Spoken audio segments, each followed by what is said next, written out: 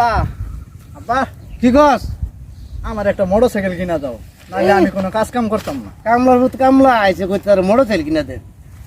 যাও আব্বা। আরে বাবা হুন, তোরা মোটরসাইকেল কিনা দিতে হবে, ঠিক আছে? দিতাম তোমরা যে মোবাইল টিভি খুললে শোনা যা মোটরসাইকেল অ্যাক্সিডেন্ট হয়েছে, ট্রেন অ্যাক্সিডেন্ট হয়েছে, মরে গেছে। বাবা তুই অন্য একটা আবদার কর, তোরা আমি আবদার পূরণ করে দেব। বা আমার মোটরসাইকেল এলাম, বন্ধু বান্ধবের মোটরসাইকেল আছে, আমার নাই যে খারাপ দেখা যায়, একটা মোটরসাইকেল নিয়ে যাও না। আমি না না না মোটরসাইকেল কিনে ধরে যাবে, আর যাই মোটরসাইকেল কিনে ধরে যাবে। কি আলাপ করতেছো বাপে পুতে? এই মোটরসাইকেল কিনে দেবে কো। মোটরসাইকেল কিনে দিবের ক হ্যাঁ শোনো, মোটরসাইকেল কিনে দিয়ে এই যে রোড ঘাটে অ্যাক্সিডেন্টে দুধিয়া মানুষ মরতেছে, পোলাপান মরতেছে, আমি এর নাম রাখছি কি জানো?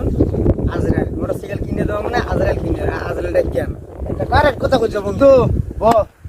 একটু বুঝাতে একটু বুঝা, উত্তরে বুঝা। এ বাবা শোন, তোর বাপের এই মোটরসাইকেলের জেদটা করিস না।